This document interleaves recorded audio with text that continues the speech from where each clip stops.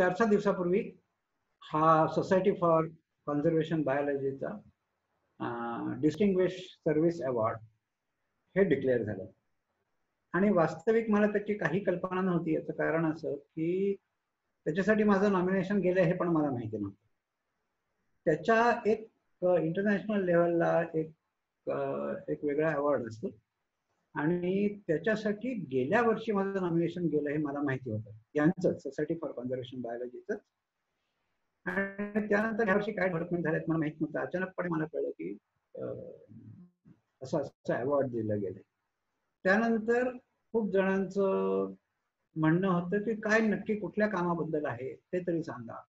तर ते आपण आजच्या कट्ट्यामध्ये घेऊ, त्यामुळे आपण विषय बदलतोय. आपण मागच्या वेळेस म्हटलं त्या विषयाकडे आपण पुढच्या वेळेस येऊ. जो प्रश्न घेतला होता आम्ही तो प्रश्न वाईल्ड लाईफ मधून आलेला आहे, पण टिपिकल वाईल्ड लाईफ वाले लोक किंवा वाईल्ड लाईफ रिसर्चर ज्या प्रश्नाला घेऊन काम करतात तसा हा नाहीये. आहे ह्युमन वाईल्ड लाईफ कॉन्फ्लिक्ट बद्दल. आतापर्यंत जे काम झाले ह्युमन वाईल्ड लाईफ कॉन्फ्लिक्ट बद्दल ते जास्ती करून कार्निव्होर कॉन्फ्लिक्ट बद्दल झाले. वाघ बिबट्यांनी गुरं मारणं, क्वचित प्रसंगी माणसावर पण हल्ला होणं, याच्याबद्दल खूप काही काम झाले. त्याच्याबद्दल खूप ग्लॅमर आहे, खूप चर्चा होते, मीडिया कव्हरेज होतं, खूप गोष्टी होतात. पण याचं कारण असं की या गोष्टींना ग्लॅमर आहे. वाघाविषयी तुम्ही काही बोललात की त्याला ग्लॅमर आहे, रानडुकराला ते ग्लॅमर नाही, निळाईंना ते ग्लॅमर नाही. पण जर का इकॉनॉमिकली पाहिलं तर जवळपास 100 पटीने जास्ती लॉस हा हर्बिव्हर्समुळे होत असतो, क्रॉप रिडिंगमुळे होत असतो. तो किती होत असतो याच्याबद्दल काही डेटा अवेलेबल नव्हता, अजूनही नाही, अजूनही पुरेसा नाहीये. आणि जे काही काम होतं ते थोडंफार हत्तींच्या बाबतीत होतं. आणि हत्तींचं असं आहे की elephants do a clean job. ते जेव्हा हल्ला करतात, जेव्हा एखाद्या पिकात शिरतात, ज्या भागामध्ये फिरले असतील तो पार सपाट केलेला असतो आणि त्यामुळे किती भागामध्ये नुकसान झालं तर एरिया मोजलं की ते क्वांटिफाय करणं सोपं असतं.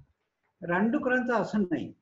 हे तुम्हाला इथं दिसतंय की कुठेतरी मध्येच उकरलेलं आहे, मध्येच खाल्लंय, मध्येच आणखीन काय. आणि हे जसं दिसतं आपल्याला थोडं थोडं, पण मोजणं फार अवघड असतं. आणि काही काही बाबतीमध्ये तर तुडवलेलं किंवा आडवं केलेलं पण नसतं. आता कापूस, मला पूर्वी असं वाटायचं की कापसामध्ये काय खाण्यासारखं असतं, तर कापसाचे बोंड जेव्हा कोवळी असतात, म्हणजे जेव्हा फायबर धरलेला नसतं त्यावेळेला ती तशी कापसाची कोवळी बोंड डुकरं चावतात आणि एकदा ते चावलं की त्याला कापूस धरत नाही. ते रोप उभंच्या उभं असतं बरं का, त्याला काही झालेलं नसतं, पण बोंड चावल्यामुळे कापूस धरत नाही. आता हे जे नुकसान आहे हे नुकसान तुम्हाला शेताकडे बघून दिसत नाही. आणि त्यामुळे हत्तीचं जसं आहे की किती नुकसान झालं हे तुम्हाला पटकन कळू शकतं, तसं रानडुकराचं नाही करत. नीलगाई वरच्या वर खातात आणि त्यामुळे किती नुकसान झालंय हे तसं मोजता येतं. आता आम्ही जे काम केलं त्याला झाली आता 12 वर्ष काम सुरू करून, आणि ते 2 फेजेस मध्ये झालं. पहिल्या फेज मध्ये आम्ही पाहत होतो की काय आहे ते आपल्याला क्वांटिफाय करता येईल का, नक्की नुकसान किती हे मोजता येईल का, हा पहिला भाग होता. आणि मग त्याच्यावर करायचं काय याची कल्पना हळूहळू या पहिल्या भागाच्या शेवटी. आणि नंतर आता गेली 3 वर्ष आम्ही याच्यावरची एक उपाययोजना पायलट स्केलवरती, म्हणजे 2 खेडी, आणि 2 खेड्यातले सुद्धा सगळे शेतकरी नाही, एक 70-80 शेतकऱ्यांच्या एका गटाबरोबर आम्ही हे राबवण्याचा प्रयत्न करतो. आता हे अख्खं टीम वर्क आहे. अवॉर्ड जरी मला मिळालं असलं तरी खूप लोक याच्यामध्ये आहेत आणि याच्यामध्येच तुम्हाला ह्या स्क्रीनमध्ये बरीच नावं दिसतील, की अख्खी नावं घेणं पण मला शक्य नाही, इतकी नावं आहेत. इसेन्शियली हे टीम वर्क आहे आणि त्यामुळे माझं नाव या अवॉर्डसाठी दिसत असलं तरी एवढी सगळी नावं आहेत. एखादं नाव आणखीन राहूनही गेलं असेल माझ्या हातून, मला माहिती नाही. आणि जशी अनेक नावं आहेत तशी अनेक संस्था पण आहेत आणि अनेकांनी, विशेषतः या सेकंड फेजमध्ये, पहिल्या फेजमध्ये आयझरचं होतं कॉन्ट्रीब्युशन, दुसऱ्या फेजमध्ये खूप संस्थांनी याच्यामध्ये या ना त्या प्रकाराने इन्व्हॉल्व झाले. त्याच्यामध्ये विदर्भ डेव्हलपमेंट बोर्ड आहे, RRA नेटवर्क आहे, डिफ्राईज वाजपेयी फाउंडेशन म्हणून आहे, CPC ही आमच्याच पोरांची संस्था नागपूरमधली, पर्यावरण मित्र, नाम फाउंडेशन, नाना पाटेकर, मकरंद, अनासपुरे या लोकांची संस्था, आणि महाराष्ट्र नॉलेज कॉर्पोरेशन लिमिटेड ही सुद्धा आता एवढ्याच आमच्या बरोबर आली आहे. या सगळ्या संस्था आणि एवढ्या सगळ्या लोकांचं मिळून हे काम आहे हे मी आधीच सांगितलं. तर पहिल्या फेज मध्ये आम्ही काय काय केलं तर मोजण्यासाठी नक्की नुकसान किती आहे, आणि ते मोजण्यासाठी कुठलाही एक मार्ग पुरेसा नाही म्हणून अनेक प्रकारांनी मोजलं. या ठिकाणी तुम्हाला दिसतं हे सगळे जे ग्राफ्स आहेत ते फॉरेस्ट पासूनचं डिस्टन्स वाढत गेलं एक्स ऍक्सिस वरती, की उत्पादन कसं वाढतं, क्विंटल पर हेक्टर कसे वाढतात. तर बहुतेक ठिकाणी तुम्हाला दिसेल की डिस्टन्स वाढलं की ते वाढत राहतं आणि जवळपास कमीत कमी दुपटीचा फरक पडतो. एक दोन फक्त असं आहे की ते कमी झालं, पण ऍक्च्युअली हा खूप कॉम्प्लेक्स पॅटर्न आहे. आणि याचं कारण असं की या वर्षामध्ये दुष्काळ होता आणि पाण्याची अवेलेबिलिटी खूप पॅची होती, त्यामुळे हे विचित्र आहे. पण अदरवाईज यू कॅन सी की तुम्ही जंगलापासून जसे लांब जाता तसं उत्पादन वाढतं सरासरीमध्ये, आणि ते दुपटीने वाढतं किंवा दुपटीपेक्षा जास्तीही वाढतं. मग इतर अनेक गोष्टी आम्ही पाहत होतो, त्यातल्या काही थोड्या फक्त मी सांगतोय. हे सगळं पब्लिश झालंय बरं का, ज्याला इंटरेस्ट असेल त्याला ओरिजिनल पाहता येणार. पण आपल्यासाठी महत्वाचं असं आहे की आता इथे डुकरांनी खाल्लंय आणि ती बाजू तुडवली गेली आहे, हे आता टेप लावून मोजताय. असं मोजलं किंवा काय व्हिज्युअली एक अंदाज केला तर तो अंदाज आणि प्रत्यक्ष ग्रेन यील्ड मध्ये जेव्हा तुम्ही ते कापणी होते आणि जेव्हा झोडपणी करून तुम्ही पोती भरता त्यावेळेला किती पोती भरतात, त्याच्यात किती डेफिसिट येतो, ह्याच्यामध्ये जर का कोरिलेशन पाहिलं तर जवळपास 0 कोरिलेशन येतं. याचा अर्थ असा की शेताकडे बघून किंवा असं टेपनी मोजून नक्की नुकसान किती आहे हे ठरवता येत नाही. ठरवलं तर ते रिलायबल असत नाही, कारण त्याचं ऍक्च्युअली हातात किती पोती पडतात याच्याशी काही कोरिलेशन दिसत नाही. मग आम्ही ऍक्च्युअली एक एकर पूर्णपणे प्रोटेक्ट करायचा, दुसऱ्या शेजारचा उघडा ठेवायचा, असं करून पाहिलं तर तिथेही हे दिसतं की प्रोटेक्टेड आणि अनप्रोटेक्टेड मध्ये कमालीचा फरक आहे. हा खरीपाला झाला. रब्बीला तर असं होतं बऱ्याचदा की अनप्रोटेक्टेड मध्ये 100% गेलेला, प्रोटेक्टेड मध्ये काही ना काहीतरी येतं तुम्हाला, अनप्रोटेक्टेड मध्ये काहीही येत नाही. म्हणजे जर का तुम्ही राखण केली नाही तर 100% जात. मग आम्ही इतरही अनेक गोष्टी पाहिल्या की जर का मध्येच खाल्लं गेलं असेल मग आम्ही मध्ये कापायचो. रिजनरेट होतं कारण इट्स अ लिव्हिंग थिंग, ती परत रिजनरेट होते आणि ते परत हिरवं दिसतं. पण जरी रिजनरेट झाली तरी त्याचं ग्रेन यील्ड सफर, म्हणजे त्याला कमी दाणे भरतात, कमी पीक येतं, दिसायला हिरवं दिसतं. कापले किंवा कुठे खाल्लं गेलं ते परत वाढतं पण तरी त्याला पुरेसं उत्पादन मिळत नाही. अशा अनेक प्रकारांना आम्ही लॉस मोजले. मग त्याच्यानंतर त्याचं इकॉनॉमिक्स मांडलं. मग एका बाजूला शेतकऱ्याचं इकॉनॉमिक्स मांडलं आणि दुसऱ्या बाजूला या प्राण्यांचं पण इकॉनॉमिक्स मांडलं. ते सगळं मी आता त्याच्या फळात शिरत नाहीये, पण त्याचं थोडक्यात एक असं सांगतो की इंटरेस्टिंग गोष्ट अशी सांगतो की जेव्हा कोणीतरी रानडुक्कर खाणारे, निलगाय खाणारे, चितळ खाणारे हे खाल्लं जाणार आहे, अशा वेळेला शेतकऱ्यांनी काय करावं तर ह्या मॉडेलमध्ये असं दिसतं की जेव्हा खाण्याचा धोका असतो त्यावेळेला शेतकरी आपले इनपुट्स कमी करतात. त्याचं कारण असं आहे, त्यातलं मॅथमॅटिक्स जाऊ दे, नुसत्या लॉजिकला समजण्यासारखं आहे की जर का सगळं काही जाण्याचा धोका असेल तर मी जास्ती इन्व्हेस्ट केले तर ते इन्व्हेस्टमेंट सकट सगळं जाईल. म्हणजे they are trying to minimize the maximum loss, थोड्याशा टेक्निकल भाषेमध्ये. आणि त्यामुळे हे धोका ज्यावेळेला त्यावेळेला शेतकरी इन्व्हेस्टमेंट कमी करतात, खतावरची, लेबरवरची इन्व्हेस्टमेंट कमी करतात आणि खर्च कमी करण्याच्या नादामध्ये उत्पादन कमी होतं. आणि हा जो लॉस आहे हा लॉस ऍक्च्युअली प्राण्यांनी खाल्लेल्या लॉस पेक्षा जास्ती आहे. मग दुसरीकडे आम्ही प्राण्यांचं इकॉनॉमिक्स मांडत होतो, त्यांचे कॉस्ट बेनिफिट कसे आहेत, तर त्याच्यातही अनेक गोष्टी आहेत. पण त्यातली एक इंटरेस्टिंग गोष्ट सांगतो की ज्यावेळेला तुम्ही कुंपण करता त्या कुंपणामुळे असं होतं की शेतामध्ये शिरण्याची कॉस्ट वाढते, रिस्क वाढते. आणि मग त्या प्राण्यांचं लॉजिक असं आहे की ते आपल्या लॉजिक सारखंच आहे की आपण जर का जास्ती पैसे खर्च केले तर आपल्याला तेवढा पैसा वसूल व्हायला हवा. हे पैसा वसूल लॉजिक प्राण्यांना पण त्यांना पण लागू होतं. आणि त्यामुळे जर का कुंपणातून आत शिरायला जास्ती कॉस्ट असेल तर ते थोडंसंच खाऊन बाहेर पडेल हे त्यांना परवडत नाही. कारण त्यामुळे कुंपण केल्यानंतर ऍक्च्युअली खाणं वाढतं, कमी होत नाही, काही एक मर्यादेपर्यंत. आणि कुंपणाच्या ठराविक एफिशियन्सी नंतर ते एकदम खाली होतं. पण हा एकदम खाली येणारा पॉइंट कुठला, म्हणजे नक्की किती टाईट कुंपण केलं तर प्राणी येणार नाही, हे नुसते तुमच्या कुंपणावर अवलंबून नाही तर आजूबाजूच्या लोकांच्या कुंपणावर अवलंबून नाही. म्हणजे हा जो क्रिटिकल पॉइंट आहे की जिथे एकदम माझं नुकसान बंद होतं तो ऍब्सोल्यूट नाही, तो रिलेटिव्ह आहे. आणि त्यामुळे हे रेडक्वीन सारखं आहे की कुंपण टाईट करायचं म्हणजे किती टाईट करायचं, तर बाकीच्यांच्या पेक्षा माझं जास्ती चांगलं असलं पाहिजे तरच त्याचा उपयोग होतो. मग ते असं टाईट करत करत गेलं तर त्याच्यावरचा खर्च वाढत जातो आणि एक दिवस ते करणं परवडणं असं होतं. तेव्हा सगळे शेतकरी मिळून कुंपण करणं सोडून देतात. अशा थेरॉटिकली अशा 15-20 वर्षाच्या सायकल असू शकतील की त्या कंपाऊंडवरची कॉस्ट वाढत वाढत जाते आणि एकदा सगळं कोलॅप्स होतं. एवढा लांब एम्पिरिकल डेटा कोणाकडे नाही. पण मी असं काही खेड्यांमध्ये पाहिलेलं आहे की ज्या ठिकाणी खूप चांगलं कुंपण करत होते लोक, अचानकपणे त्यांनी ते कंपाऊंड करणं सोडून दिलं. तर त्याच्या मागे अशा सायकल्स असाव्या. बर, तर या पहिल्या फेज बद्दल मी आणखीन जास्ती बोलणार नाही, फक्त समरी करतो की पहिल्या फेज मधले मेन फाइंडिंग्स काय होते. तर या भागामध्ये तळागाच्या पश्चिम भागामध्ये जर ऍक्टिव्ह गार्डनिंग केलं नाही तर खरीपामध्ये 50-60% आणि रब्बीमध्ये 100% जातं. आणि जर का ऍक्टिव्ह गार्डनिंग केलं, ऍक्टिव्ह गार्डनिंग याचा अर्थ असं रात्र तुम्ही जागून तिथे प्राण्यांची चाहूल लागली की हाकलत बसता, आणि असं दिवसेंदिवस, असं महिनोन-महिने. एवढं ऍक्टिव्ह गार्डनिंग केल्यानंतर 50% वाचू शकतात, 50% तरीही जातात. हे अगदी जंगलाला लागूनच्या भागामध्ये. जंगलापासून जसं लांब जातं तसं नुकसान कमी होतं, पण जवळजवळ 10 किलोमीटर पर्यंत तरी ते शून्यावर येत नाहीच.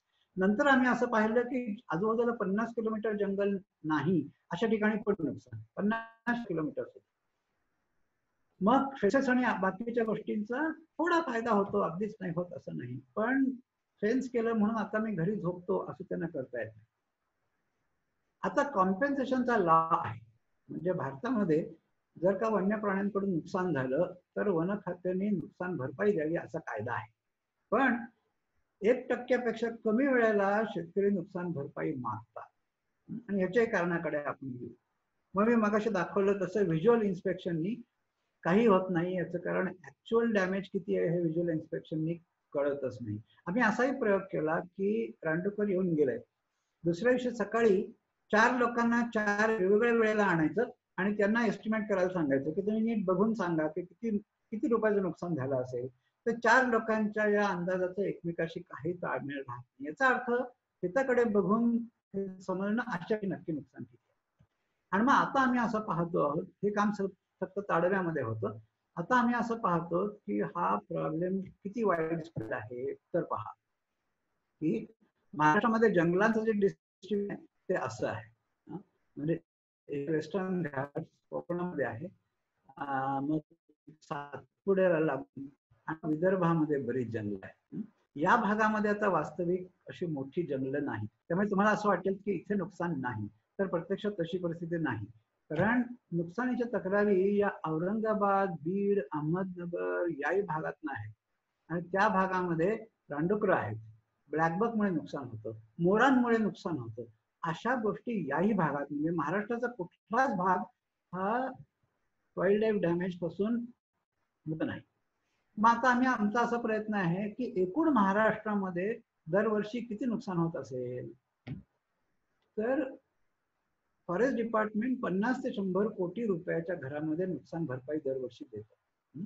आणि मग फार्मर सर्व्हे मधून आम्हाला असं कळतं की this is about 1% of actual.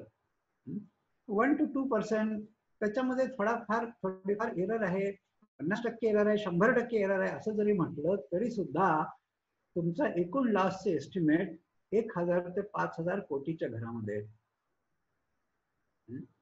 आणि डायरेक्ट लॉस झाला, डायरेक्ट डॅमेज झालं, इनडायरेक्ट लॉसही बराच आहे.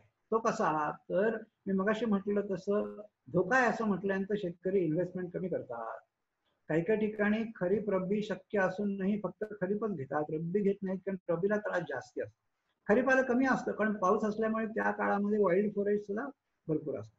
रब्बीला तसं नसतं, पिंच पिरियड आलेला असतो, त्यामुळे रब्बीच्या वेळेला पिकावरती जनावरं खूप जास्त येतात. जिथे हा प्रॉब्लेम जास्ती आहे त्या ठिकाणी रब्बी घेणंच लोकांनी सोडून दिलं. काही ठिकाणी गावाच्या गावं शेती करणंच सोडून दिलेलं आहे. आणखीन एक गोष्ट की हे झालं हर्बीवर्स. कार्निवर्सचा प्रकार असा आहे की जास्त असतो.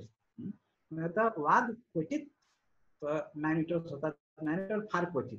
केव्हा तरी एखादा वाघ आक्रमक होतो आणि माणसांवरती हल्ले करतो किंवा जखमी करतो.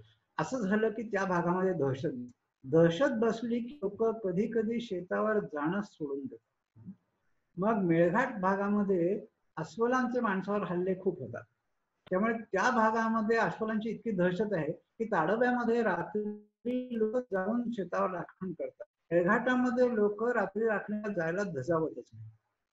त्यामुळे जो लॉस होतो हे सगळे इनडायरेक्ट लॉसेस आहेत. हे इनडायरेक्ट लॉसेस किती आहेत हा सुद्धा आता खूप ढोबळमानाचा अंदाज आहे.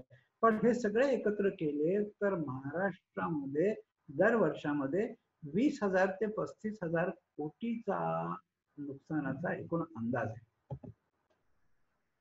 मग आता आम्ही असं आर्ग्युमेंट करतोय की हा प्रॉब्लेम केवळ वाईल्ड लाईफचा आणि म्हणजे फॉरेस्ट डिपार्टमेंटने हँडल करण्याचा प्रॉब्लेम आहे असं म्हणू नका. याचं कारण ह्याचा परिणाम आपल्या ऍग्रिकल्चर वरती होत आहे. क्रॉपिंग पॅटर्न्स बदलत आहेत, इकॉनॉमिक्स बदलत आहे, स्टेट इकॉनॉमिक्स बदलत आहे आणि त्यामुळे हा केवळ वाईल्ड लाईफचा प्रॉब्लेम नाही, हा ऍग्रिकल्चर, इकॉनॉमिक्स, रेव्हेन्यू या सगळ्या डिपार्टमेंट्सनी या प्रॉब्लेम मध्ये लक्ष घेणं आवश्यक. बर, आत्ता जी काही सरकारचं म्हणणं आहे की काय आमचं आहे की कायदा कॉम्पेन्सेशन देण्याचा, त्यांनी याची काळजी घेतली जाते का, आता प्रत्यक्षात जात नाही. याचं कारण सगळीकडनं प्रॉब्लेम आहेत. म्हणजे शेतकऱ्यांच्या तक्रारी आहेत, फॉरेस्ट डिपार्टमेंटच्या स्टाफच्या तक्रारी आहेत. तर शेतकऱ्यांच्या तक्रारी अशा आहेत की नक्की तक्रार कशी दाखल करायची हे माहीत नाही, त्याचं काही स्टँडर्ड फॉर्मॅट गाईडलाईन नाही. मग ते लोक म्हणतात की मग याला 7/12 अटॅच करा, अमुक अटॅच करा, तमुक अटॅच करा. किती कागदपत्र, काय अटॅच करायची, कशी अटॅच करायची, याच्याबद्दल काही नाही. त्याच्याबद्दल भरपूर छळवणूक होते की हे आणा, ते आणा, ते जोडा, मग तुम्ही फोटो काढून आणा, अमुक करा वगैरे. त्याच्या संबंधीचा जो GR आहे त्या GR मध्ये असं म्हटलंय की शेतकऱ्यांनी नुकसान झाल्याचा एव्हिडन्स द्यावा, पण एव्हिडन्स म्हणजे नक्की काय द्यायचं हे काही स्पेसिफाय केलेलं नाही. मग शेतकरी असं म्हणतो की प्रत्यक्षात एक कंप्लेंट करायला, एक दावा दाखल करायला जेवढे कटकट होते आणि जेवढा खर्च येतो त्या मानाने माझ्या हातात काही पडत नाही, मग नको दावा दाखल करायला. मग दावा दाखल नाही केला की ते नुकसान ऑन रेकॉर्ड येतच नाही आणि मग ऑन रेकॉर्ड असं दिसतं की ऑल इज वेल, कुठेच काही नुकसान नाहीये. तुम्ही काय म्हणता मग? मग GR मधल्या अनेक गोष्टी फॉलोच होत नाही. असे अनेक प्रकार, असे अनेक अडचणी शेतकऱ्यांच्या बाजूने. दुसरीकडे वाईल्ड लाईफ स्टाफच्या बाजूनी पण खूप अडचणी आहेत, कारण त्यांचं म्हणणं असं की आम्ही जंगलाची कामं करायची का शेतकऱ्यांचे पंचनामेच करत करायचं. मग आणखीन एक गोष्ट अशी आहे की GR मध्ये असं म्हटलंय की फॉरेस्ट गार्ड, कृषी सहाय्यक आणि तलाठी यांनी मिळून पंचनामा करावा.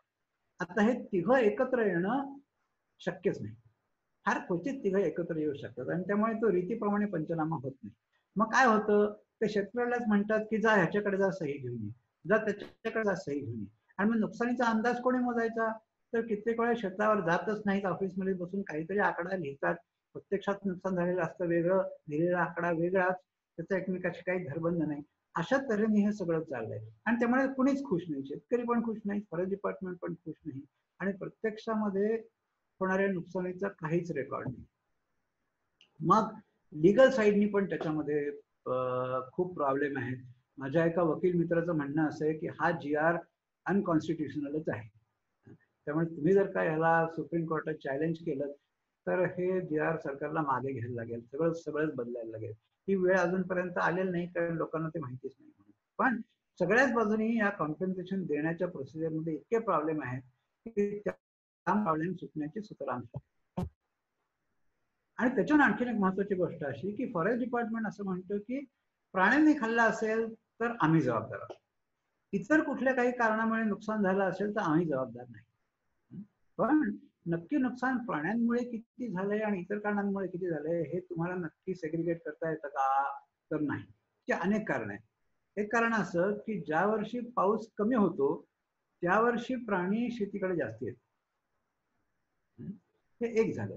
दुसरं मी मगाशी म्हटलं की प्राणी येण्याचा धोका असेल तर शेतकरी शेतावरचा खर्च कमी करतो. तो खर्च कमी केल्यामुळे जे नुकसान होतं ते प्राण्यांमुळे झालं असं म्हणायचं का नाही असं म्हणायचं? आता त्यांनी समजा पेस्टिसाइड्स वापरणं कमी केलं आणि रोग पडला तर हे नुकसान प्राण्यांमुळे झालंय असं म्हणायचं का नाही असं म्हणायचं? तर त्यामुळे ही जी डिस्टिंक्शन आहे की फक्त प्राण्यांनी झालेलं नुकसान भरपाई ही वन खात्याने द्यायची, बाकीचे कृषी खात्याने बघायचं, हे प्रत्यक्षामध्ये शक्य नाही. मग उपाय काय असू शकतात या सगळ्यावरती?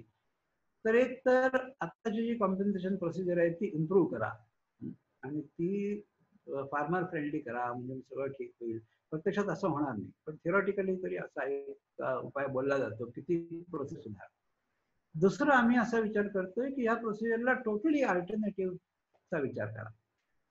तिसरी गोष्ट शक्य अशी आहे की प्राणी शेतावर येऊ नयेत, त्यांना येण्यापासून प्रतिबंध करा, असं काहीतरी करा. त्याच्यावरती अनेक जण काम करतायत. मग निळ्या प्रकारची फेन्सेस झाली, मग निळ्या प्रकारचे रिपेलंट झाले, मग ते आवाज करणारी यंत्र लावली, अमुक लावलं वगैरे, सगळ्या गोष्टी चालू आहेत. त्याचा काही प्रमाणात उपयोग होतो, पण प्राणी शहाणे असतात, ते शिकतात आणि एकदा ते शिकले की त्यांना कळतं की ह्याच्यावरती मात कशी करायची.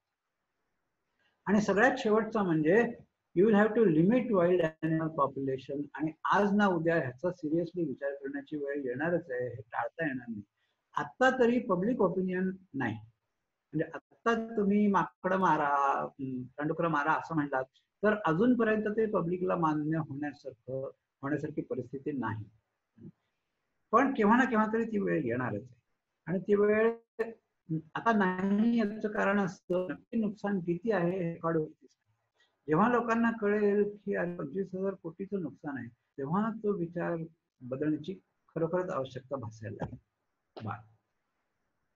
आता आम्ही जे म्हणतोय की अल्टरनेटिव्ह काहीतरी पाहिजे, तो अल्टरनेटिव्ह काय असू शकेल? तो अल्टरनेटिव्ह कसा असायला पाहिजे, त्याच्या कॅरेक्टर्स काय?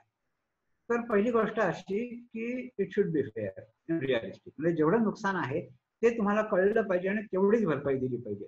कमी देऊन पण चालणार नाही, जास्ती देऊन पण चालणार नाही. जास्ती जर का दिली तर शेतकरी आळशी होतील ना, मी कशाला काही करायला पाहिजे, नुसता दावा केला की मिळतंय भरपूर. त्यामुळे there should be no free lunch, कोणालाही फुकट काही मिळता नाही का. फुकट जर का दिलं तर आणखीन एक गोष्ट अशी होईल की बाहेरचे लोक इथे येऊन सेटल व्हायला बघतील की इथं आयतं मिळतं बरं का. त्यामुळे लोकांवर अन्याय नाही झाला पाहिजे, त्यांना नीट जगता आलं पाहिजे, पण फुकटचं मिळतंय असं पण नाही होतं.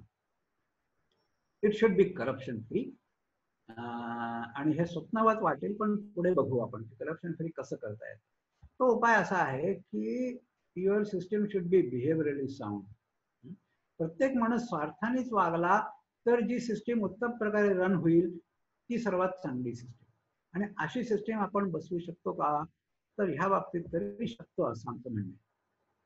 मग असं अल्टरनेटिव्ह योजना आम्ही मांडली, त्याच्यामध्ये आम्ही असं शेतकऱ्यांना सांगायला सुरुवात केली की तुम्हाला आता आम्ही कॉम्पेन्सेशन देणारच नाही.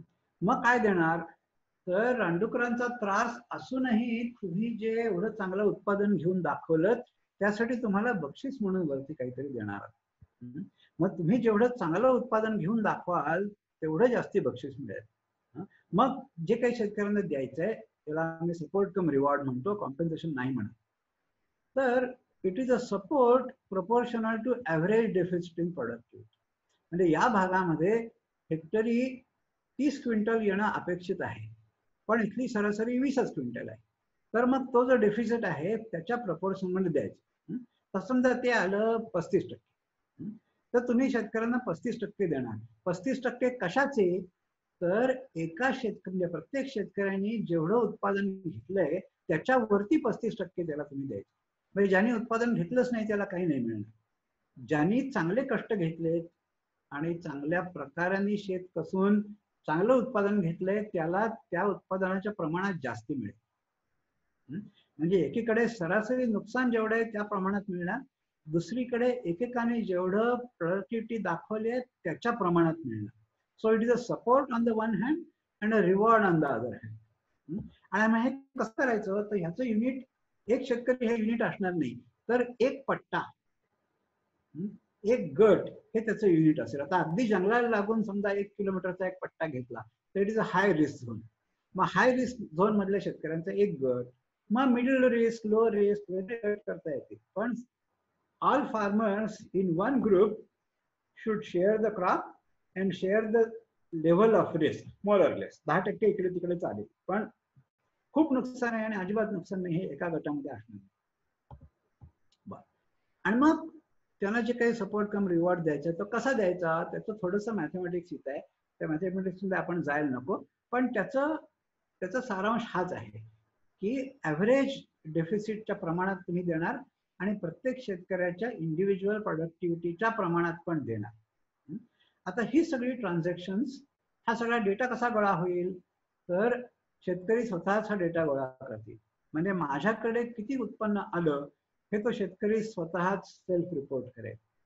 तो खरं बोलतोय कशावरून, त्याचा आजूबाजूचे 5 शेतकरी पंचनामा करून सांगतील की यांनी लिहिलेली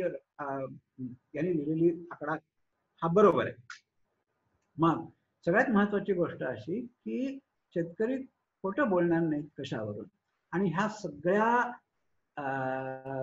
कल्पनेतला, सगळ्या संकल्पनेतला सगळ्यात सुंदर भाग हा आहे की शेतकरी खरे बोलतील हे कशावरून. तर ते असं आहे की तुम्हाला स्वतःचं उत्पादन सांगायचंय. तुम्ही आहे त्याच्यापेक्षा कमी सांगितलं तर काय होईल, तर लास्ट जास्ती दिसेल. पण तुम्हाला जे मिळणार आहे ते तुम्ही दाखवलेल्या उत्पादनाच्या प्रपोर्शन मध्ये मिळणार आहे. त्यामुळे कमी दाखवलं तर तुमचाच तोटा आहे, जास्ती दाखवलं तर तुमचा थोडासा फायदा होईल कदाचित, पण ऍव्हरेज डेफिसिट कमी झाल्यामुळे सगळ्यांचाच तोटा होईल. बाकीच्यांचा तोटा होत असल्यामुळे बाकीचे तुम्हाला जास्ती दाखवू देणार नाही, कारण तुमच्या पंचनाम्यावरती त्यांच्या सह्या तुम्हाला पाहिजेत. आणि त्यामुळे कमी दाखवलं तरी पंचायत, जास्ती दाखवलं तरी पंचायत. आणि त्यामुळे प्रामाणिकपणे वागायला दुसरा पर्यायच नाही. आता हे मी म्हणतो एवढं सोपं नाही, याच्यातले इंटरॅक्शन आणखीन कॉम्प्लेक्स आहेत, जे गेम थिअरीच्या मॉडेलिंग मधून आता निलेश त्याच्या मागे लागलाय आणि त्या मॉडेलमधून आम्ही हे कॉम्प्लेक्स सगळं बिहेवियर, सोशल डायनामिक्स त्याच्यामधलं स्टडी करतोय. पण अनुभव असा आहे, आतापर्यंत आम्ही काही छोट्या छोट्या ग्रुपमध्ये हे खेळ म्हणून घेऊ नाही पाहिजे. आणि गेले 2 वर्ष प्रत्यक्ष शेतकऱ्यांबरोबर हे रिअल लाईफ गेम चालू आहे. त्या सगळ्यामध्ये सुरुवातीला लोक लबाडी करण्याचा प्रयत्न करतात आणि नंतर त्यांच्या असं लक्षात येतं की लबाडी करून काही चालत नाही आणि मग सगळे प्रामाणिकपणे वागायला लागतात. म्हणजे ही सिस्टीमच अशी आहे की फक्त प्रामाणिकपणे वागणाऱ्याला त्याचा लाभ घेता येतो. तुम्ही जर का कमी किंवा जास्ती दोन्ही प्रकारांनी खोटं बोलण्याचा प्रयत्न केलात तर तुमचं नुकसानच होतं. मग असं जर का असेल तर ही योजना राबवणं फार सोपं आहे, कारण तुम्हाला पोलिसिंगची गरजच नाही. शेतकरी स्वतः सगळा डेटा गोळा करतील, तेच सगळं लिहितील आणि मग the compensation will be realistic, कारण नक्की डेटा जो काही आहे तो रिलायबली गोळा होतोय. Then there is a reward for greater productivity. उत्पादन जास्ती असेल त्याला जास्ती मिळणार आहे, जास्ती कष्ट घेणाऱ्याला जास्ती मिळणार आहे आणि त्यामुळे आपोआप योग्य ते मिळेल आणि त्याबरोबर तुमच्याकडे वर्षानुवर्ष रिलायबल डेटा गोळा होत राहील. हे सगळं आता थिअरीमध्ये झालं की सगळेजण प्रामाणिकपणे वागतील, कारण असं आहे तसं आहे. प्रत्यक्षामध्ये काय, मग हा जेव्हा विचार डोक्यात आला त्यावेळेला आम्ही 2 खेड्यांमध्ये पाडव्याच्या जवळच्या हे प्रत्यक्षात करण्याचा प्रयत्न केला. व्हॉलंटरीली ज्याच्या आधीपासून काम करत असल्यामुळे काही शेतकऱ्यांच्या ओळखी होत्या. तो शब्द आम्ही जास्ती पसरवण्याचा प्रयत्न केला की आम्ही असा प्रयोग करणार आहोत, ज्यांना स्वेच्छेने या प्रयोगात भाग घ्यायचा असेल त्यांनी घ्या. तर 8 दिवसांनी सुरुवात झाली. आता 70-80 शेतकरी आहेत. आता आम्ही थांबवलंय, कारण याच्यापेक्षा जास्ती हँडल करण्याची आमची कपॅसिटी नाही. आणखीन शेतकऱ्यांना आता आमच्या बरोबर यायचंय. सुरुवातीला भीत येत होते, आता त्यांना असं कळलंय की हा हे खूप चांगलं काम करतं, आता आपण येऊया. तर आता 6 सीझन झाले आणि या 6 सीझन मध्ये आम्ही काय काय पाहिलं, तर पहिली गोष्ट अशी की सुरुवातीला जरी साशंक होते, बघून तरी करून तर बघूया असं असं जे होतं ते त्यांचा कॉन्फिडन्स वाढला आणि त्याप्रमाणे पार्टिसिपेशन वाढलं. आणि नुसतं पार्टिसिपेशन वाढलं असं नाही तर जबाबदारी घेणं वाढलं. म्हणजे हे आम्ही त्यांना सांगितलंच होतं सुरुवातीला आणि शेवटपर्यंत सांगत आलो की सुरुवातीला आम्ही तुमच्यासाठी करू, पण ही सगळी योजना तुमची तुम्हाला राबवायची. त्याला डेटा लागतो, त्याला जीपीएस कोऑर्डिनेट लागतात प्रत्येक शेताचे, हे तुम्ही गोळा करायचे, आम्ही नाही करायचे. मग तुम्ही ते शिकून घ्या, आम्ही शिकवू की जीपीएस कसा वापरायचा किंवा मोबाईलवर कसे घ्यायचे किंवा जीपीएसच्या इक्विपमेंटवर कसे घ्यायचे. मग 3-4 जण पुढे आले, त्यांनी जीपीएस शिकून घेतलं. मग पंचनाम्याचं रेकॉर्ड कसं ठेवायचं, कसं करायचं, तो डेटा कसा ठेवायचा, त्यातले काही सुशिक्षित लोक पुढे आले, त्यांनी ते करायला सुरुवात केली. म्हणजे हळूहळू शेतकऱ्यांनी स्वतःहून त्याचा चार्ज घेतला. अजूनपर्यंत आम्ही 100% बाजूला नाही झालेलो, पण पहिल्यापेक्षा आता आमची जबाबदारी कमी झाली, कारण शेतकरी स्वतःच बरंच करतात. तिसरी गोष्ट, ऑनेस्टी. आम्हाला असं लक्षात आलं की पहिल्या सीझनला म्हणजे 1917चा खरीप, 2017चा खरीप. तर नाही, मी जुन्या जमान्यातला ना, अजून तेव्हा 1900 म्हातारा. तर 2017च्या खरीपाला 6 जणांनी लबाडी करण्याचा प्रयत्न केला. म्हणजे 6 पैकी मला वाटतं 5 जणांनी ओव्हर रिपोर्ट करून पाहिलं, एकाने अंडर रिपोर्ट करून पाहिलं. मग बाकीच्यांनी त्यांना दुरुस्त केलं की नाही असं नाहीये, तुम्ही दिले 25 कोटी पण एवढी नाहीच झालेली तुमच्या शेतामध्ये. मग त्यांनी सुधारून दिलं वगैरे वगैरे. दुसऱ्या सीझन मध्ये एकच लबाड निघाला, त्यालाही बाकीच्यांनी करेक्ट केलं. आणि तिसऱ्या सीझन पासून हा प्रॉब्लेम अजिबात आला. अजून सुद्धा सगळा डेटा, आणि त्याच्या प्रिन्सिपलमध्येच आहे की सगळा डेटा कायम सर्वांसाठी पारदर्शक राहील. त्यामुळे कुठल्या शेतकऱ्यांनी काय लिहिलंय हे सगळ्या शेतकऱ्यांना समजतं. आणि त्यामुळे एखाद्याने जर का चुकीचं लिहिलं तर बाकीच्याच पॉइंट आउट करतात. एकदा आमच्या कम्प्युटर एंट्रीमध्ये गफलत झाली ती, म्हणजे शेतकऱ्याचं चुकलं नव्हतं, आमचं चुकलं होतं, आणि त्यामुळे आकडा चुकीचा लिहिला गेला. तर त्या शेतकऱ्यांनी ताबडतोब ते पॉइंट आउट केलं की हे असं बरोबर नाही. मग ते आम्ही ओरिजिनल पाहिलं, हा ते आमच्या हातून चूक झाली. म्हणजे त्या ग्रुपमध्येच आपोआप पोलिसिंग होतं. जर का कोणी चुकीचं लिहिलं किंवा खोटं बोललं तर ते एकमेकांना स्ट्रेट करतात. बाहेरच्या कोणाला येऊन पोलिसिंग करण्याची आवश्यकता नाही. आणि याहून सर्वात महत्वाची, थोडंसं अपेक्षित होतं पण एवढ्या प्रमाणात अपेक्षित नव्हतं, ते असं की सगळ्या पिकांचं उत्पादन जबरदस्त वाढलं. म्हणजे अभिजित ज्या वेळेला तिथे काम करत होता त्यावेळेला त्याच्याकडे 2009 ते 15 याच्या दरम्यानचं रेकॉर्ड होतं. आणि हे पाहतो मी, हा जर पहिला कॉलम आहे तर 2009 ते 15चे सरासरी आहे. त्यानंतर 17, 18, 19 किंवा रब्बीला 17, 18, 18, 19 आणि 19, 20 उत्पादन प्रत्येक पिकाचं वाढतच गेलेलं आहे. आता तुम्ही असं म्हणाल की पाऊस चांगला पडल्यामुळे वाढलं असेल, ही गोष्ट काही प्रमाणात खरी आहे. पण इकडे जे दिसतंय ते रिलेटिव्ह आहे. म्हणजे डिस्ट्रिक्ट ॲव्हरेजच्या प्रमाणात किती वाढली, तर डिस्ट्रिक्ट ॲव्हरेज हे 1 धरलं. तर आता भाताचं उत्पादन हे डिस्ट्रिक्ट ॲव्हरेज पेक्षाही वाढलेलं आहे या आमच्या शेतकऱ्यांच्या गटात. आणि रब्बीला जास्ती त्रास असतो, त्यामुळे रब्बीला गहू आणि चणा हे डिस्ट्रिक्ट ॲव्हरेजच्या 20%, 25% एवढंच पीक येत होतं. ते आता 60-70% घरामध्ये आलंय. म्हणजे 2.5 पटीने वाढलंय. अजूनही स्कोप आहे वाढवण्याचा, कदाचित पुढल्या काही वर्षात वाढेल. पूर्णपणे कदाचित होणार नाही, कारण रानडुकराचा त्रास राहणार आहे, काही प्रमाणात खाल्लं जाणार आहे. पण जेवढं जात होतं त्याच्यामध्ये लोकांच्याच मोटिवेशननी, आणि केवळ मोटिवेशननी, आम्ही काही वेगळं बियाणं दिलं नाही, वेगळी खतं दिली नाही, वेगळी टेक्नॉलॉजी दिली नाही, काही नाही, केवळ मोटिवेशन बदललं आणि उत्पादनामध्ये 2 ते 2.5 पटीचा फरक पडला. उत्पादन वाढण्याची कारण काय, तर मी पहिल्यांदा म्हटलं तसं की नुकसान त्यांचं डिसइन्व्हेस्टमेंटमुळे होत होतं. नुकसान होण्याची शक्यतेमुळे ते खर्च करायला खळखळ करत होते. आता ॲश्युरन्स मिळाल्यानंतर खर्च करतात. ही एक पहिली गोष्ट झाली. दुसरी गोष्ट अशी की आम्ही उत्पादनाच्या प्रपोर्शन मध्ये रिवॉर्ड देत असल्यामुळे इन्सेंटिव्ह आला. त्याहून महत्वाची गोष्ट अशी की दर महिन्याला ते एकत्र येतात, दर महिन्याला चर्चा होते, मग दर महिन्याला किंवा 2 महिन्यातून एकदा तरी आम्ही जातो, शेतकऱ्यांशी बोलतो. याचा परिणाम असा होतो की एक कॉम्पिटेटिव्ह स्पिरिट निर्माण होतं. अरे ह्याचं उत्पादन जास्ती आलं बरं का, मग त्यांनी काय केलंय आपण बघूया, असं असं होतं. ते एकमेकांना मदतही होते, एकमेकांशी स्पर्धाही लागते, आणि या सगळ्यामधून उत्पादन जे वाढलं ते आमच्या अपेक्षा बाहेर खूप वाढलं.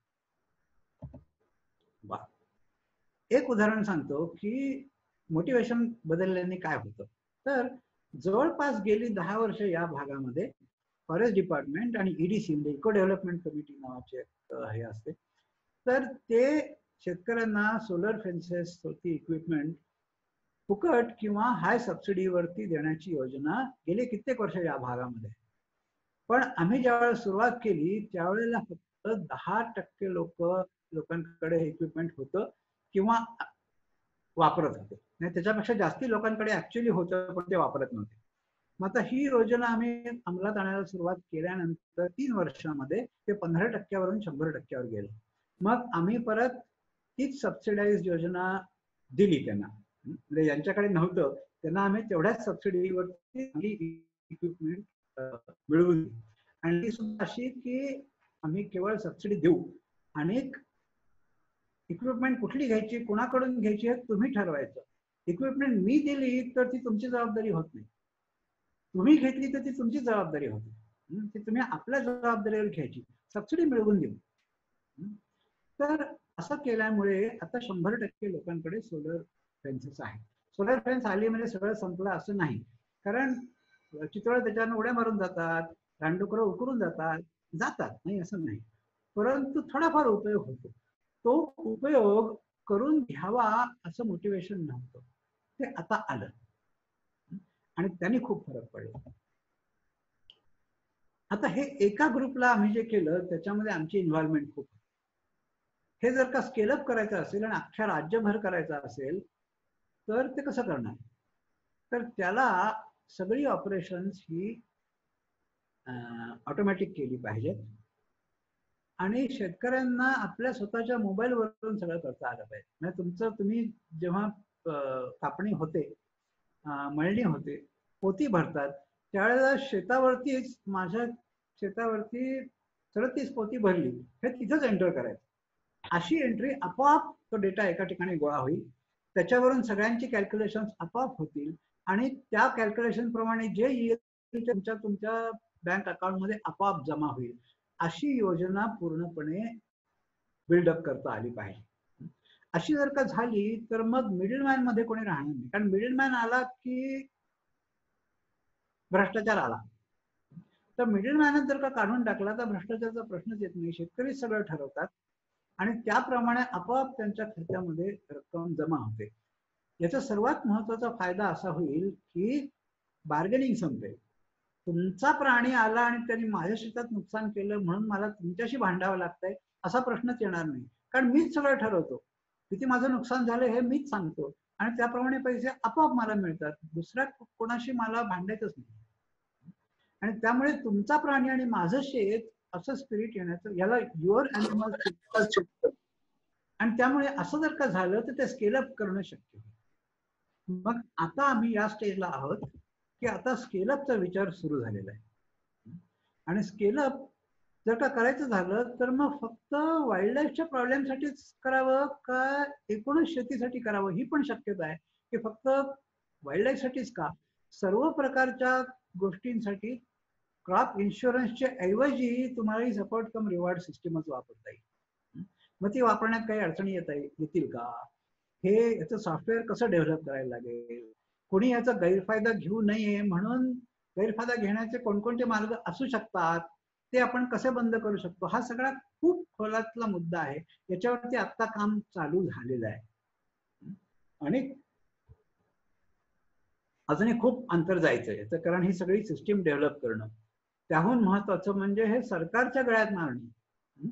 फॉरेस्ट डिपार्टमेंटची आत्ता अजूनही डायरेक्ट इन्व्हॉल्वमेंट नाही, पण आत्ता म्हणायला लागले की हा हे खूप इंटरेस्टिंग दिसतंय, हे केलं पाहिजे, मग त्यासाठी काही पैसा उभा केला पाहिजे, मग हे कसं करायचं हे आत्ता सुरू झालंय. पण हे नुसतं फॉरेस्ट डिपार्टमेंटच्या लेव्हलला नाही, हे पॉलिटिकल लेव्हलला व्हायला पाहिजे. तीही प्रोसेस सुरू झाली आणि मग एक लॉकडाऊन आलं त्यामुळे ती तात्पुरती बंद पडली आहे, पण होईल परत सुरू.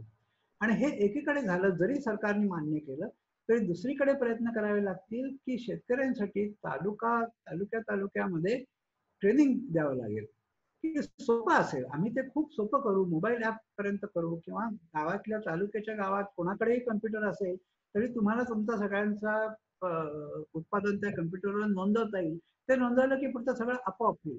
पण तेवढं नोंदवण्यासाठी सुद्धा ट्रेनिंग द्यावं लागेल, किंवा हे सांगावं लागेल की अरे असं असं झालेलं आहे, हे फार्मर फ्रेंडली आहे, आता याचा लाभ घ्या. त्यामुळे अजूनही खूप काम व्हायचं. पण महत्वाची गोष्ट अशी की ही जी काही आयडिया आहे, ही काही संकल्पना आहे, ही सायन्ससाठी सुद्धा नवीन आहे, ही इकॉनॉमिक्ससाठी सुद्धा नवीन आहे, ही ह्युमन बिहेवियरसाठी सुद्धा नवीन आहे. आणि एक नवीन संकल्पना ज्याला एक वेगळा थिअरॉटिकल इंटरेस्ट आहे आणि त्याच वेळेला ती इम्प्लिमेंट केली तर खूप चांगले रिझल्ट मिळत आहेत, ही एक नवीन आणि तशी पाहिली तर अनपेक्षित गोष्ट आहे. आणि त्यामुळे पुढल्या काही वर्षामध्ये हा अगदी पूर्णपणे आटोकाट करण्याचा प्रयत्न राहील की प्रत्यक्षात पॉलिटिकल विल तयार करून ही इम्प्लिमेंट व्हावी. बघूया, सरकार बदलत असतात. 2 वेळा असं झालं की काही की पर्सन्सना आम्ही अगदी ते समजावून दिलं, त्यांच्या कन्व्हिन्स केलं की हे चांगलं आहे, हे करायला पाहिजे, आणि मग आयदर ते सरकार पडलं किंवा त्या अधिकाऱ्याची बदली झाली. त्यामुळे सगळं ते केलेलं काम गळात गेलं, परत पहिल्यापासून सुरुवात करायला. पण ठीक आहे, आज ना उद्या ते होईल. आणि मला अशी आशा आहे की एक वेगळी सिस्टीम आल्यानंतर केवळ ह्युमन वाईल्ड लाईफ प्रॉब्लेम असं नाही, तर शेतीच बूस्ट होण्यामध्ये, शेतीचं उत्पादन वाढण्यामध्ये, शेतकऱ्यांचं मोटिवेशन बदलण्यामध्ये या सगळ्याचा उपयोग आहे असं वाटतं. तर अशी सिस्टीम होती, आहे, आणि होपफुली पुढे वाढेल. तर काही प्रश्न असले तर विचारायला हरकत नाही, असतीलच माझ्या मते. आणि मला तुम्हाला असा प्रश्न विचारायचा आहे की ही जर का सिस्टीम तुम्हाला समजली असेल तर तुम्ही असा विचार करा की स्वार्थासाठी मी ही सिस्टीम कशा तऱ्हेने मॅनिप्युलेट करू शकतो ते आम्हाला पाहिजे. कारण आम्ही अनेक गोष्टींचा विचार केलाय की कशा प्रकारे लोक हे मॅनिप्युलेट करण्याचा प्रयत्न करू शकतील. पण आणखीन काही मार्ग सुचलत असले तुम्हाला तर ते नक्की सांगा, कारण तो इनपुट आता खूप महत्वाचा आहे. हा, सो जर छोटा गट असेल 5-6 शेतकऱ्यांच्या, तर ते ऑल्टरनेट इयर एकत्र अंडर रिपोर्ट आणि एकत्र ओव्हर रिपोर्ट असं केलं तर काही खर्च न करताच पैसे मिळतात, असं होईल का? हा, तर मी मगाशी जे म्हटलं ना, इन्व्हेस्ट कशी करता येईल त्याच्या सगळ्या गोष्टींचा आपल्याला विचार करायचा. तर या ग्रुपसाठी एक मिनिमम नंबरची आवश्यकता आहे. म्हणजे कमीत कमी 50चा तरी ग्रुप व्हायला पाहिजे. 3 शेतकऱ्यांचा ग्रुप केला असं चालणार नाही. कमीत कमी 50, जास्तीत जास्त काय समजा तर 2000 पर्यंत जाईल, 5000 पर्यंत पण जाईल, पण कमीत कमी 50 शेतकरी असले पाहिजे. एक गोष्ट झाली. दुसरी गोष्ट अशी की समजा 50 जणांनी कोऑपरेटिव्हली सगळ्यांनीच आपण कमी सांगायचं, असं जर का करायचं ठरवलं तर त्याच्यामध्ये असं होतं की जर का एकाने प्रामाणिकपणा दाखवला तर सगळे पैसे त्याच्याकडेच जातात आणि खोटं बोलण्याला काही मिळत नाही.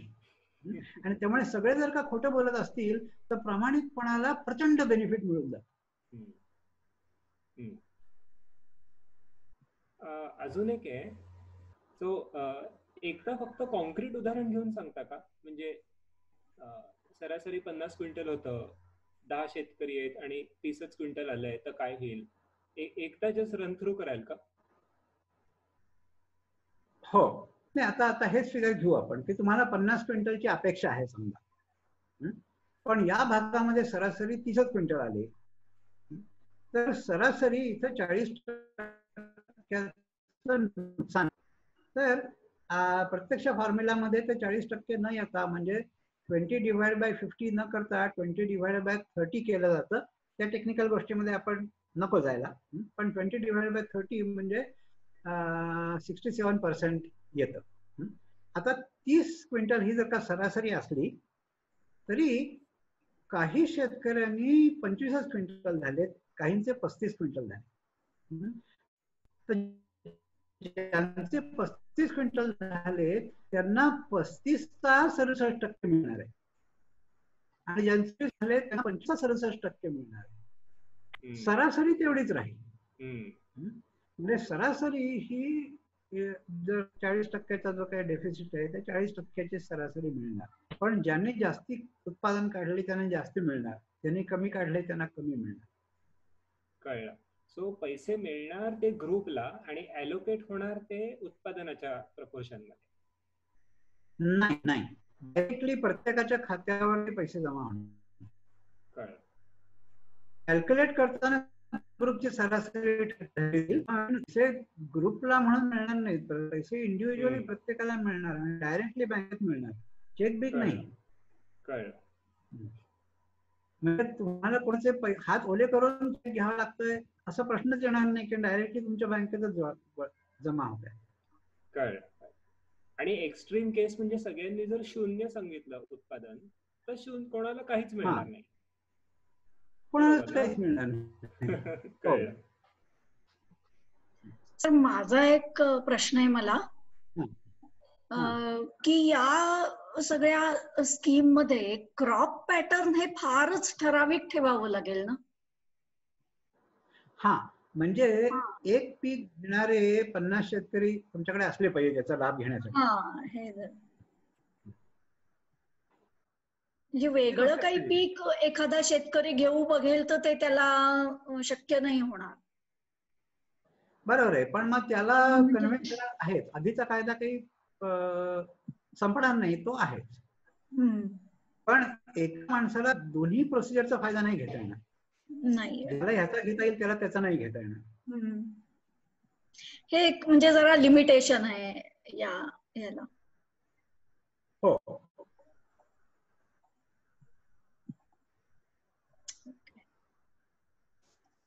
सर आता प्रत्यक्ष त्यांना पैसे मिळाले का? हो, तर 3 वर्षाची आमची ट्रायल झाली, तर 3रं वर्ष आता संपते, आताच आमच्याकडे आला. पहिल्या 2 वर्षी आम्ही पैसे दिले आणि ते दिले याचं कारण आमच्या मागे कोणीतरी उभं राहिलं. आमच्या हातात पैसे नव्हतेच कधी, आणि फॉरेस्ट डिपार्टमेंटने देणं अपेक्षित होतं, ते त्यांनी शेवटपर्यंत दिले नाही. ओके. पण एक डिफरेन्स वाजपेयी फाउंडेशन आहे, मग नाम फाउंडेशन आहे, यांनी शेतकऱ्यांना पैसे देणं मान्य केलं आणि त्यामुळे 2 वर्ष आम्ही हे देऊ शकलो. 2 वर्ष दिल्यामुळे ऍक्च्युअली 3ऱ्या वर्षामध्ये दिसला, म्हणजे शेतकऱ्यांचा विश्वास बसला ना, की अरे हे खरंच काम करत आहे आणि आपल्याला मिळतंय. पण सुरुवात ज्यावेळेला आम्ही केली त्यावेळेला आम्ही त्यांना म्हटलं होतं की पैसे आता आमच्या हातात नाही, तुम्हाला काही मिळणार आहे की नाही आम्ही गॅरंटी देत नाही, आपण एक अभ्यास म्हणून हे सुरू करतोय आणि एक अभ्यास म्हणून आपण ज्यांना करण्यामध्ये इच्छा आहे त्यांनी या, तुमचं नुकसान तर काही नाहीये, आम्ही काही तुम्हाला पैसे मागत नाही, काही वर्गणी गोळा करा असं पण म्हणत नाही. आम्ही एवढंच म्हणतोय की एक अभ्यास म्हणून आपण हा करूया, जर पैसे उभे राहिले तर आम्ही या हिशोबाप्रमाणे तुम्हाला देऊ, नाही उभे राहिले तर किमान आपल्या हातामध्ये आकडेवारी तरी पडेल. तर लोकांनी ह्याला रिस्पॉन्स दिला आणि तो रिस्पॉन्स देण्याचं कारण आमचं आणि तिथला जो काही पर्यावरण मित्र म्हणून जे काही एक संस्था आहे त्यांचं शेतकऱ्यांबरोबर आधीपासून काम होतं, त्यामुळे विश्वास होता. तुम्ही एकदम नवीन ठिकाणी गेलात आणि शेतकऱ्यांना म्हटलात की चला आपण असं करूया तर कोणी येणार नाही, पण आधीपासून काम असल्यामुळे आम्हाला चांगला ग्रुप मिळाला. ओके.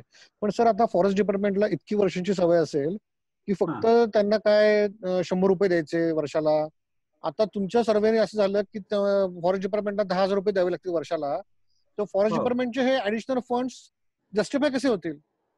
हा, तर फॉरेस्ट डिपार्टमेंटला हे करणं कधी भाग पडेल तर ज्या वेळेला खरी आकडेवारी बाहेर येईल त्यावेळेला. आता खरी आकडेवारी नाहीच आहे, त्यामुळे नक्की नुकसान किती हेच कधी कोणाला कळत नाही. शेतकरी दावे करतच नाहीत, त्यामुळे त्यांना काहीच आता पडलेले नाहीये. जर शेतकऱ्यांनी सगळीकडून दावे करायला सुरुवात केली तर फरक पडेल, कारण आधीच्या पद्धतीप्रमाणे एवढे दावे हँडल करायला त्यांच्याकडे माणसंच नाही. आणि समजा शेतकऱ्यांनी तक्रार दाखल केली आणि तुम्ही पंचनाम्याला गेलाच नाही तर कायद्याप्रमाणे शेतकरी असं म्हणू शकतो की मी जेवढी रक्कम मागितली तेवढी द्या, कारण तुम्ही पंचनाम्याला आलाच नाही, म्हणजे मी जे म्हणतो ते कायद्याने खरं धरलं जाणार आहे. आता शेतकऱ्यांना पण हा अवेअरनेस नाहीये की कायदा आपल्या बाजूने आहे, पण हळूहळू हे जर का शेतकऱ्यांना ट्रेनिंग दिलं आणि शेतकऱ्यांच्या लक्षात आणून दिलं की कायदा तुमच्या बाजूचा आहे आणि तुम्ही दावे करा, शेतकऱ्यांनी जर का दावे करायला सुरुवात केली तर फॉरेस्ट डिपार्टमेंटला एवढे दावे हँडल करणं अशक्य होऊन बसेल आणि त्यांना पर्याय शोधावाच लागेल. Okay okay sir.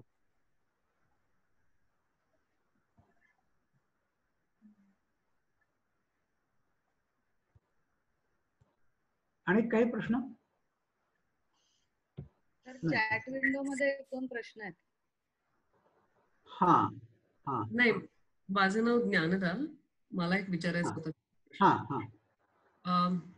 की आय सॉरी, माझं video connection may be not well. की मध्य प्रदेशमध्ये काम करताना आम्हाला असं लक्षात आलं होतं की तिकडे ऑरेंज एरिया डिस्प्यूट आहे. म्हणजे काही भाग हा फॉरेस्टचा आहे का रेव्हेन्यूचा आहे याच्याबद्दल क्लॅरिटी नाही, आणि ती जवळजवळ वर्षानुवर्षांची कलोनियल डॉक्युमेंटेशन पासून क्लॅरिटी नाही. तर प्रकारे असल्यामुळे जर आपण सांगायला गेलो की हे रेव्हेन्यूच आहे तर रेव्हेन्यू म्हणजे फॉरेस्ट डिपार्टमेंट ती लँडच अक्वायर करेल का काय, अशा भीतीने सुद्धा काही वेळेला ते क्लेमच करणार नाही. तर कंडिशन म्हणून असे जे डिस्प्यूट्स आहेत त्याच्याबद्दल एक कुठल्या तरी ऑर्डिनन्सनी ते सेटल केले पाहिजेत, अशी एक प्रिकर्सर कंडिशन असू शकते असं मला विचारायचं. थँक्यू. माझ्या मते याच्यामध्ये या स्कीम मध्ये सारा असला की तेवढा पुरे आहे, बाकी कुठल्याच गोष्टींची गरज नाही. Satara is a authentic document आणि आम्ही असं म्हणतो की तेवढं पुरेसं आहे, बाकी काही नाही.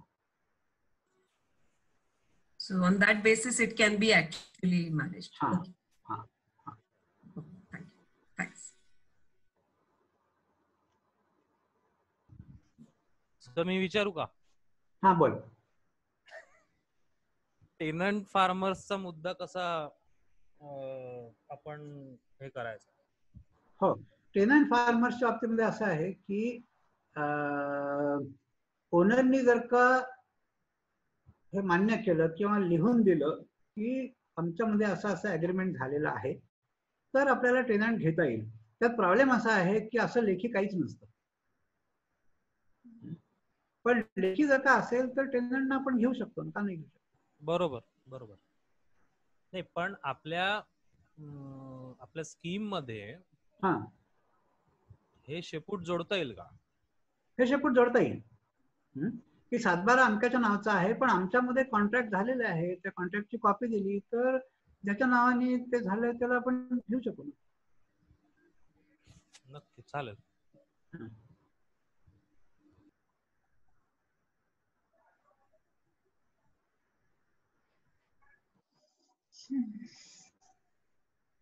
बर, माझा चेहरा का गेला इथून? बर हा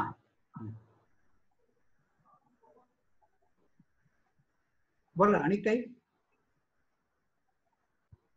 Sir, there are few questions in the chat box. If you could see. Okay, chat box कुठे आहे? इथे. हॅलो. हा सर, माझा एक प्रश्न होता. ज्यावेळेस 50 शेतकऱ्यांचा गट असेल त्यावेळेस शेतजमिनीचा पट्टाही खूप मोठा असेल आणि त्या परिस्थितीमध्ये यील्डची सरासरी कशी फिक्स केली जाते? कारण यील्ड शेतामधनं जे क्रॉप मिळणार आहे किंवा त्याचं जे यील्ड येणार आहे याची सरासरी कशी धरली जाते? कारण 50 जणांच्या त्या शेतीमध्ये पाण्याची उपलब्धता किंवा जमिनीचा पोत याच्यानुसार यील्ड पण कमी जास्त होत राहणार. हो, आता ह्याच्यामध्ये असं आहे की हा जो गट बनवायचा आहे तो शेतकऱ्यांनी स्वतःच बनवायचा आहे. हो, सरकार त्यांना सांगणार नाही की ह्या 50 आम्ही गट केला, गट शेतकऱ्यांनीच करायचा आहे. त्यांना जर काही समजलेलं असलं की साधारणपणे सारख्या कंडिशन मधल्या शेतकऱ्यांनी एक गट केला तुमच्या फायद्याचं आहे, आणि जर का तुमच्यामध्ये खूप तफावत असेल तर त्याच्यामध्ये काहींचा तोटा होईल. तर मग शेतकरीच ह्या अंदाजाने गट करतील की हा आपण सगळे ह्या पट्ट्यामध्ये येतो, आपण एकत्र आलेलं चांगलं. हे लोक नदीच्या जवळचे आहेत, त्यांची जमीन जास्ती सुपीक आहे, त्यांनी वेगळा गट करू दे. अच्छा. आणि हे शेतकरीच सर्वात चांगलं ठरवू शकतात, बाकी कोणी ठरवण्यापेक्षा. अच्छा, थँक्यू. हा, ते चॅट विंडो काही माझी हा झाली ओपन. त्यापैकी ज्ञानदानी प्रश्न विचारला already. Asavari, where farmer suicide common in this area. गंमत अशी की या भागामध्ये मी तुम्हाला सांगितलं 50% डुकरच खातात. आर्थिक स्थिती खूप हालाखीची आहे, पण एकही आत्महत्या नाही, एकही आत्महत्या नाही या सगळ्या बेल्टमध्ये. आणि मला असं वाटतं की त्याची कारण खूप वेगळी आहेत. म्हणजे नुसती आर्थिक हालाखी आहे हे आत्महत्येचं पुरेसं कारण नाही. आत्महत्येच्या मागे आणखीन गोष्टी आहेत, आणि त्यात माझी खूप दाट शंका आहे की pesticide use is related to that. विशेषतः कापूस शेतकरी ज्या प्रमाणावरती पेस्टिसाइड वापरतात, ही organophosphates they are known to induce depression. त्यामुळे the pesticide use combined with सगळे नफ्या तोट्याचे, कर्जाचे, आर्थिक फॅक्टर्स नी आत्महत्येचं प्रमाण वाढतं. या भागामध्ये ही पेस्टिसाइड वापरण्याची पद्धतच नाहीये. एकही आत्महत्या नाही या भागामध्ये. ते होतं. मग also what will happen if you run out of funds to compensate. झालंच ना, आम्ही ते प्रॉमिस केलंच नव्हतं. हे अल्टिमेटली सरकारने करायचंय. आता ऍज इट इज सबसिडी, कर्जमाफी आणि इतर योजनांमध्ये शेतकऱ्यांवरती सरकार इतक्या प्रचंड प्रमाणात पैसा खर्च करत आहे की तोच पैसा जर का ह्या योजनेमार्फत खर्च केला तर त्याचा खरोखरच लाभ होईल. त्यामुळे पैसा नाही असं होणार नाही. समजा अगदीच अशी परिस्थिती आली की पैसा नाही, तर जो काही हिशोब झालेला आहे त्याच्या 100% नाही, 70% द्या, 60% द्या, पण याच हिशोबाच्या 60% द्या. म्हणजे त्याचं जे तत्व आहे ते तसंच लागू होईल की जो जास्ती कष्ट करतो त्याला जास्ती मिळणार आहे. मग सगळ्यांना 60% मिळालं तर हे तत्व तसंच राहील. तर would like to read the paper आणि काइंडली शेअर. तर ते हा अख्खा स्लाइड शो युट्यूब वरती येईल आणि तिथंच खाली रेफरन्सेस लिहिलेले आहेत, त्यामुळे ते तुम्हाला मिळतील. आणि हे सगळे free online, free downloadable papers आहेत, त्यामुळे ते मिळतील. आणि अभिजितने खाली त्याच्या लिंक्स टाकल्याच लगेच. सर निरंजनचा एक प्रश्न आहे. बोल. चॅट मध्येच आहे. Niranjan wants to ask whether the crop production is averaged for availability of water. मी मगाशी म्हटलं की हे शेतकऱ्यांनीच ठरवायचं आहे की कोणी एक ग्रुप करायचा. तर आमच्या ग्रुपमध्ये ऍक्च्युअली पाणी कमी आणि पाणी म्हणजे इरिगेशन आहे, इरिगेशन मध्यम आहे, कमी आहे, अशी हेट्रोजिनिटी आहे. आणि मग त्याच्यावर असं झालं की आम्ही त्याच्यावरती चर्चा केली आणि त्याच्यावर चर्चा केल्यानंतर ज्यांच्याकडे इरिगेशन नाही त्यांनी काय करायला पाहिजे ह्याच्यामध्ये त्यांच्या जिथं चर्चा झाली, त्याच्यावर उपाय निघाले आणि आता ते उपाय करण्याच्या मागे लोक लागले. म्हणजे हे स्पिरिट डेव्हलप होतं की ज्यांच्याकडे इरिगेशन नाही त्यांनी आता काय करावं. मग विहिरी घेण्यासाठी सरकारच्या कुठल्या स्कीम्स आहेत, मग ज्याला माहिती होती त्यांनी माहिती सांगितली. मग या स्कीमचा फायदा घ्यायचा असेल तर काय करावं लागेल, किती खर्च येईल, तर खर्च आपल्याला झेपेल का, किती कमी पडतं. म्हणजे हे सगळी चर्चा त्यांच्यामध्ये सुरू झाली. म्हणजे असं दिसतं की ज्या वेळेला एखाद्या अडचण येते आणि असा गट करून आपण त्याच्यामधून सोल्युशन काढतो, त्यावेळेस सोल्युशन काढायला सगळेजण एकमेकांना मदत करतात. काहीतरी आणखी नवीन मेसेज आले. माझा एक प्रश्न आहे सर, अभिजित बोलतोय. बोल. तर आता दोन गोष्टी याच्यामध्ये आहेत. एक पहिला माझा प्रश्न असा आहे की आता बऱ्याच शेतकऱ्यांकडे काही म्हणजे आता फॉर एक्झाम्पल आमच्या शेतात आम्ही आता ज्वारी म्हटलं तर आम्ही यावर्षी एक छोटा पार्ट घेऊ, पुढच्या वर्षी थोडा मोठा घेऊ, किंवा इट ऑल डिपेंड्स ऑन की व्हॉट अवेलेबिलिटी वी हॅव आणि आम्हाला बाकीचे क्रॉप्स कुठले घ्यायचे. बरोबर. तर अशा सिच्युएशन मध्ये मग तुम्ही जेव्हा आपण समजा मोठा ग्रुप जरी केला तरी ए पार्ट ऑफ दॅट की त्यातला तर कसं असेस करायचं. आता हे जे गट असतील ना, हे गट क्रॉप वाईज असतील. म्हणजे समजा ज्वारी घेणाऱ्या शेतकऱ्यांचा एक गट असेल तर तू त्या गटाचा मेंबर असशील, पण तुझ्या दुसऱ्या भागामध्ये तू हरभरा घेत असशील तर हरभऱ्यांच्या गटाचा पण तू मेंबर असशील. आणि तुझा काय समजा 1 एकर ज्वारीचा असेल तर तो 1 एकर त्या ज्वारीच्या गटामध्ये जाईल, दुसरा अर्धा एकर हरभऱ्यामध्ये तो त्या गटामध्ये जाईल. बर. आणि दुसरा माझा प्रश्न असा आहे की जर तुम्ही सुरुवातीला म्हणलात की हे सगळं ती आपली जेव्हा यू पुट काय म्हणतात गार्ड लावतात किंवा कुंपण टाकतात, तीच एक सायकल 15 वर्षाची किंवा 20 वर्षाची. तर तुम्हाला असं वाटतं की ह्याची पण एखादी सायकल अशी होऊ शकते किंवा आता तुम्ही ही सिस्टम लावली आहे, पण if you don't evolve, the शेतकरी will evolve in such a way that they will try using the system for their benefit. तर यू थिंक दॅट की तुम्हाला कंटिन्युअसली तुम्हाला हे रिवाइज करायला लागतील याच्या काही काही गोष्टी याच्यातल्या? तर याच्यामध्ये विथ टाइम इव्हॉल्व्ह होण्यासारखं काही मला दिसत नाहीये, वाटत नाहीये. पण ही मॅनिप्युलेट करण्याचे काय काय मार्ग असू शकतात याचा आधीपासूनच आपण विचार करून ती भोक बुजवता येतात काय पाहिलं पाहिजे. आतापर्यंत आम्हाला 4-5 मार्ग असे खूप स्मार्ट वे सापडलेत की ज्याच्याने हे मॅनिप्युलेट करता येऊ शकेल. At the same time the solutions are not very difficult. But याला आणखीन बॅकअप कसला असणार आहे, तर आपण सॅटेलाइट इमेजरीचा बॅकअप या सगळ्याला घेऊ शकतो. आणि त्यामुळे जर का कोणी सॅटेलाइट इमेजरीमध्ये 10% नुकसान झाले का 20% नुकसान झाले हे नाही दिसत. आम्ही तो प्रयत्न करून पाहिला पण ते नाही कळत. पण जर का एखाद्या गटाने असं ठरवलं, मगाशी कोणीतरी म्हणलं की पिकं घ्यायचीच नाहीत आणि खोटेच आकडे द्यायचे आणि उत्पादन घेण्याचा प्रयत्न करायचा, तर ते सॅटेलाइट इमेजरीमध्ये आपोआप पकडले जाते. म्हणजे अनेक बॅकअप याला असू शकतात आणि ते आत्ताच्या टेक्नॉलॉजीच्या युगामध्ये सहज शक्य आहे. सर मला आता हे विचारायचं होतं की आता या खरीपामध्ये बऱ्यापैकी डिपेंडन्सी शेतीवरती असणार आहे. म्हणजे रिव्हर्स मायग्रेशन जे झालेलं आहे, त्यांनी शेतीवरती बऱ्यापैकी लोकांची डिपेंडन्सी असणार आहे. मी बर्डन नाही म्हणणार, बरोबर, पण मग अशा वेळेला म्हणजे कापसाचा शेतकरी असेल किंवा धानाचा शेतकरी असेल, दोन्ही ठिकाणी ही व्हल्नरेबिलिटी वाढते. लोकसंख्येचा जर विचार केला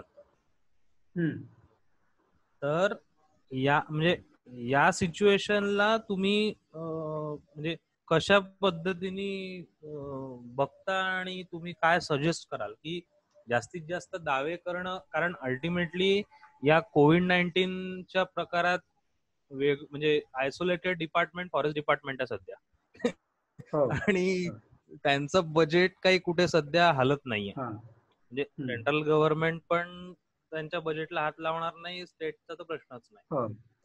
हो, जास्तीत जास्त दावे शेतकऱ्यांनी करणं आणि जास्तीत जास्त मदत शेतकऱ्यांना भरपाई मिळणं हे कितपत योग्य राहील? यावर्षी तरी हाच काय करायला पाहिजे. एक चांगली गोष्ट अशी आहे की शेतीसाठी लेबर मिळणं जे खूप अवघड जातं ते यावर्षी जाणार नाही. बरोबर. तर ही चांगली गोष्ट आहे. पण त्याच्याच बरोबर त्याच्यावरचे डिपेंडंट लोक वाढले. पण ते डिपेंडंट लोक वाढणं हा फार मोठा प्रॉब्लेम आहे असं मला वाटत नाही. त्याचं कारण असं आहे की एरवी शेतकरी 2 पोती स्वतःसाठी ठेवून बाकीचे विकत असेल, तर 2ऐवजी 4 ठेवेल, 5 ठेवेल, कुठे बिघडलं? बरोबर.